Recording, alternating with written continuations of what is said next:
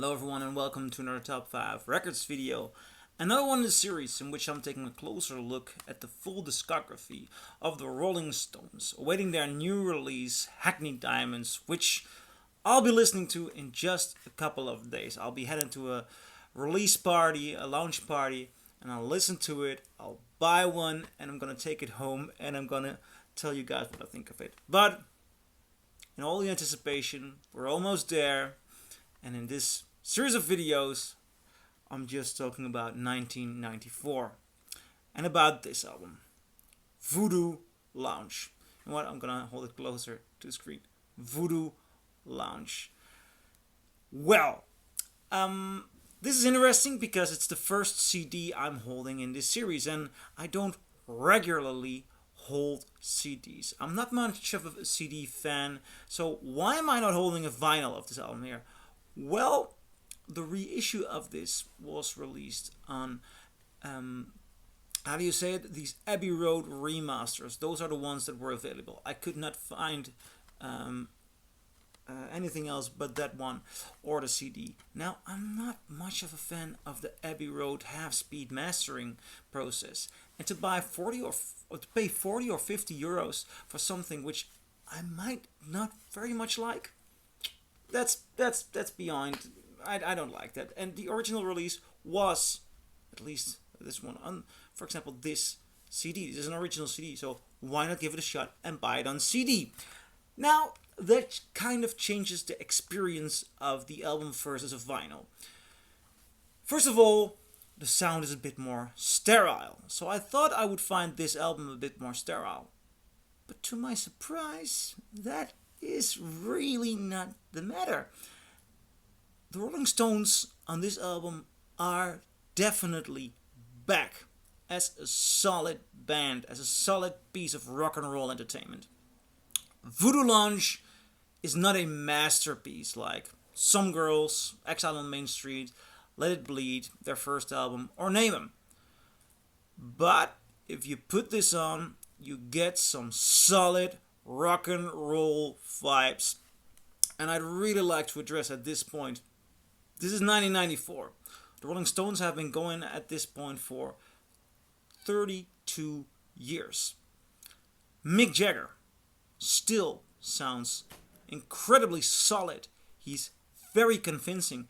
And I noticed that I haven't listened to a single Rolling Stones song yet in which I do not believe him.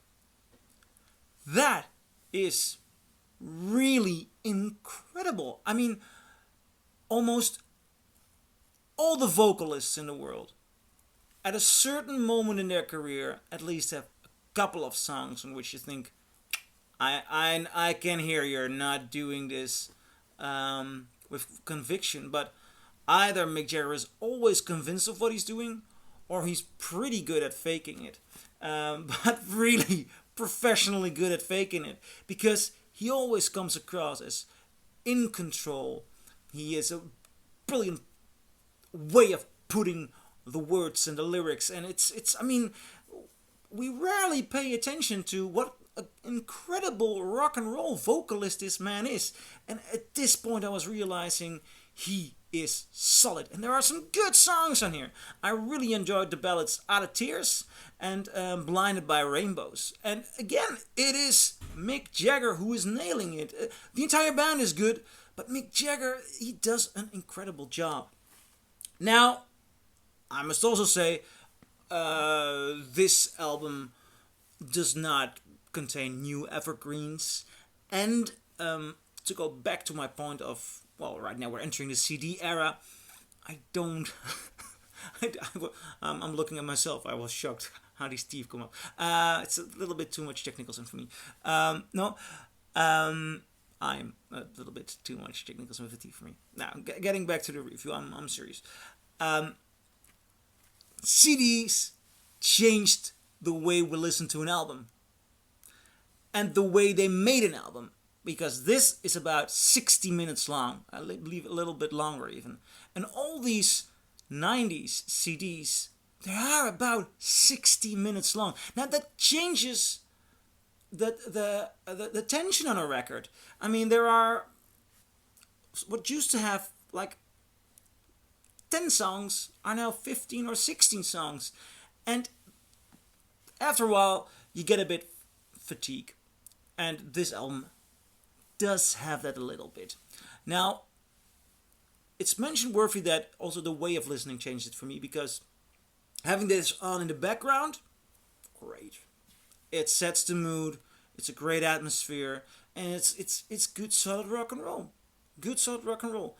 But to have full focus for an hour, you better have something to say. I mean, breaking the 30-40 minute format to go for 60 in the 60s and 70s and 80s, people only did that when they needed a double album. When something like Tommy was made. When you really had a big story. This is not a big story. It's a good album. It's not a big story. So, could have been a bit shorter. But hey, it's another era. Perhaps I should just get used to CDs in the CD era while doing these videos. So, this is my review for Voodoo Lounge. Do you agree? Do you disagree? Leave a comment below and I'll see you in my next video. Bye.